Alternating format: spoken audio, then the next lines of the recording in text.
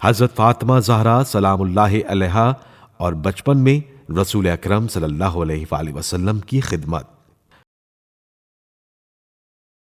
کفار قریش جو حضرت رسول خدا صلی اللہ علیہ وآلہ وسلم کی جان کے دشمن تھے، طرح طرح سے حضرت رسول خدا صلی اللہ علیہ وآلہ وسلم کو ستایا کرتے تھے۔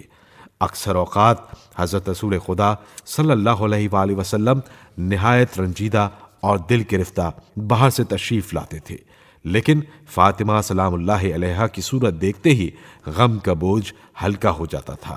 حضرت فاطمہ سلام اللہ علیہا حضرت صلی اللہ علیہ وآلہ وسلم کو دیکھ کر کھڑی ہو جاتی تھیں اور پوچھتی کہ بابا جان، آج تو کسی دشمن نے آپ کو نہیں ستایا؟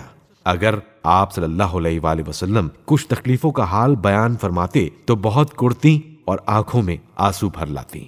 حضرت فاطمہ سلام اللہ علیہا کا یہ معمول تھا کہ جب بھی رسول اکرم صلی اللہ علیہ وآلہ وسلم باہر سے تشریف لاتے تو آپ صلی اللہ علیہ وآلہ وسلم کے لباس اور بالوں سے گرد و غبار صاف کرتی اور ایسی دلجوئی کی باتیں کرتی کہ آپ صلی اللہ علیہ وآلہ وسلم کا غم دور ہو جاتا اور سینے سے لگائے دیر تک پیار کرتے رہتے۔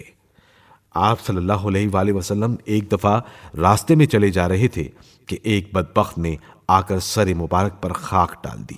اسی حالت میں آپ صلی اللہ علیہ وآلہ وسلم گھر میں تشریف لائے۔ حضرت فاطمہ سلام اللہ علیہا نے دیکھا تو پانی لے کر آئیں۔ آپ صلی اللہ علیہ وآلہ وسلم کا سر دھوتی جاتی تھیں اور روتی جاتی تھیں۔ آپ صلی اللہ علیہ وآلہ وسلم نے فرمایا، جان پدر رو نہیں، خدا تمہارے باپ کو بچائے گا۔ ایک دفعہ آپ صلی اللہ علیہ وآلہ وسلم حرم میں نماز پڑھ رہے تھے۔ رؤسائے قریش بھی موجود تھے۔ ابو جہل نے کہا، کاش اس وقت کوئی جاتا اور اونٹ کی اوجڑی اٹھا لاتا تاکہ جب محمد سجدے میں جائیں تو ان کی گردن پر ڈال دیتا۔ عقبہ ابن ابی معیط نے کہا کہ یہ خدمت میں انجام دیتا ہوں۔ چنانچہ اوجڑی لا کر آپ صلی اللہ علیہ وآلہ وسلم کی گردن پر ڈال دی۔ قریش مارے خوشی کے ایک دوسرے پر گرے پڑتے تھے۔ حضرت فاطمہ سلام اللہ علیہا کو خبر ہوئی، اگرچہ اس وقت آپ علیہ السلام صرف 5-6 برس کی تھیں، لیکن جوش محبت سے دوڑی آئیں اور اوجڑی ہٹا کر عقبہ کو برا بھلا کہا۔ حضرت فاطمہ زہرا سلام اللہ علیہا اور ہجرت۔ ابھی جناب سیدہ علیہ السلام کی زندگی کے 8 سال بھی مکمل نہ ہوئے تھے کہ رسول اکرم صلی اللہ علیہ وآلہ وسلم کو پروردگار عالم کی طرف سے ہجرت کا حکم مل گیا کہ اب مکے سے نکل کر مدینے کی طرف سفر کریں۔ یہ وہ وقت تھا کہ جب حضرت صلی اللہ علیہ وآلہ وسلم کے دونوں مددگار جناب ابو طالب علیہ السلام اور حضرت خدیجہ علیہ السلام دنیا سے رخصت ہو چکے ہیں۔ یہ حقیقت ہے کہ 5 سال کی عمر میں ماں کا انتقال کسی کم سن بچی کے لیے عظیم ترین حادثہ تھا، لیکن جناب فاطمہ سلام اللہ علیہا شب ابی طالب علیہ السلام میں اتنے مصائب کا سامنا کر چکی تھیں کہ آپ علیہ السلام کے لیے اس مصیبت کو برداشت کر لینا بھی کوئی مشکل نہیں رہ گیا تھا۔ اسی طرح ہجرت کی رات کا مرحلہ سر کر لینا بھی ناممکن نہیں رہ گیا تھا۔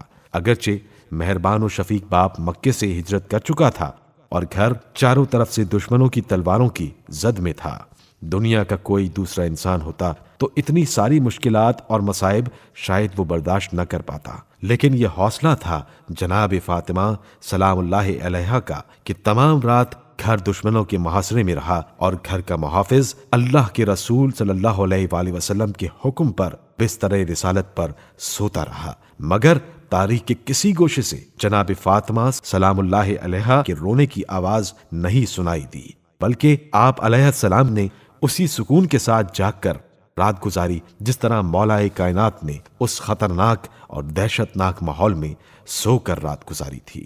صبح ہونے کے بعد بھی جب امیر المومنین علیہ السلام جناب فاطمہ بنت محمد سلام اللہ علیہا، جناب فاطمہ بنت اسد اور جناب فاطمہ بنت زبیر کا قافلہ لے کر عازم مدینہ ہوئے تو کفار نے راستہ روک کر مسلح مزاحمت کی، تو اس وقت بھی جناب فاطمہ سلام اللہ علیہا کے خوف و ہراس کا کوئی تذکرہ کسی تاریخ میں نہیں ملتا، جو اس بات کی علامت ہے کہ آپ علیہ السلام کو پروردگار عالم نے ایسے حوصلے سے نوازا تھا جو کسی مرد کو بھی حاصل نہیں ہوا تھا۔